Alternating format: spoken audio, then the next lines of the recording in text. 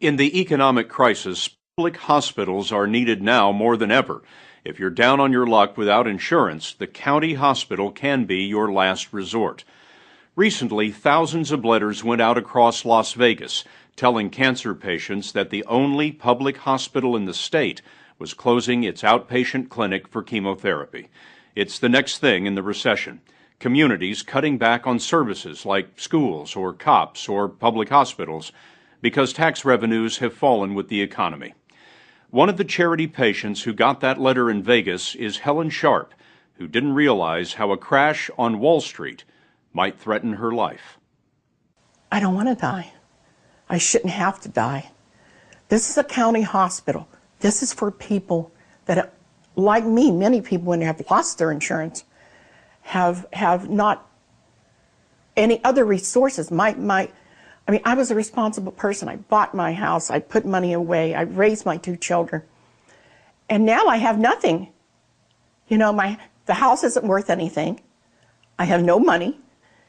And I said, what do I do? But what do all these other people do after me? And they said, we don't know. 63-year-old Helen Sharp has been fighting lymphoma since July. She's not working because of her illness and has no insurance.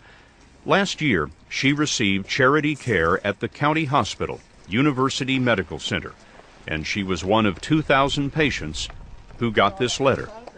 Dear patient, we regret to inform you that the Nevada Cancer Institute will no longer provide contract oncology services at University Medical Center. Since December 31st, no chemotherapy for new outpatients.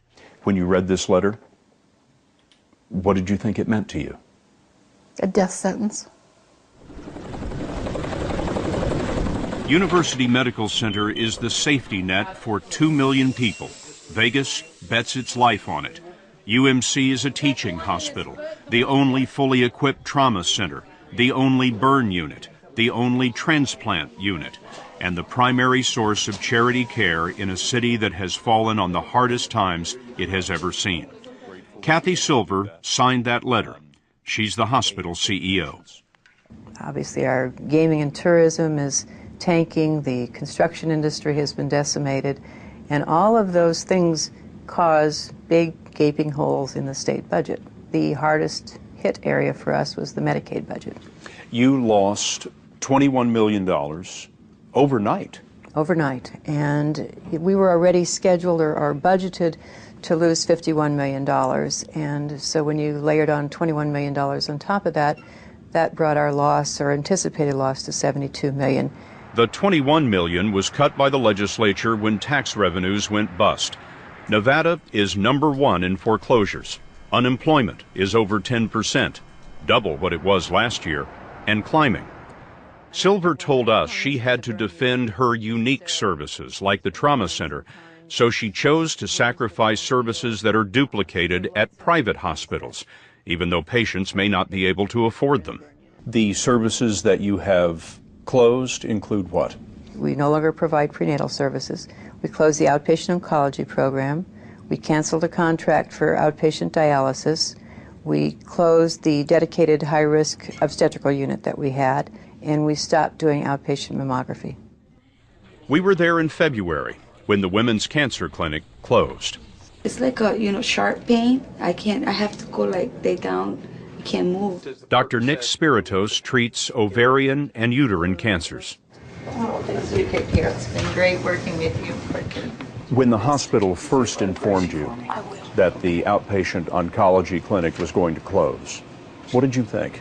How can you do this to cancer patients? They're dying. If we don't provide them care, their outcome is guaranteed. They're going to die. We spoke to several of those patients. Roy Scales, a laid-off security guard with lung cancer, went to the hospital and got the news in person. I walked in. The lady looked down and said, well, I don't see anything down here for you. And then she looked in the computer and she said, you were supposed to have an oncology today, but it's been canceled. Our oncology department is closed. They turned you away at the door. They turned me away at the door without telling me anything. When you walked out of the hospital, what did you think? I mean, where am I going to find help? I mean, I'm messing with a disease that will kill you. And for every day that I don't get medical input, I mean, this advances on my body. Cancer is advancing on Livia Ralphs, who was recently laid off from her job selling cosmetics. Goes from here to here. You can probably see it sticking out. So in terms of the cancerous growth in your neck, the doctors believe it's treatable, but you don't have a way to treat it. I have no funds. I have no insurance. Nothing. Patients who got the letter, like Helen Sharp, who we met in the beginning, were sent a list of private chemotherapy centers, which leaves them, in essence, begging for care. I was wondering what care is available to me now that oncology is closed. I'm trying to see whether I'm going to die or not. One drug is almost $50,000. One drug, Rotuxan.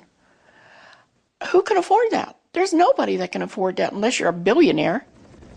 Some of the patients we met are gravely ill, but all future patients are affected, including those with early, highly treatable cancers who would benefit the most.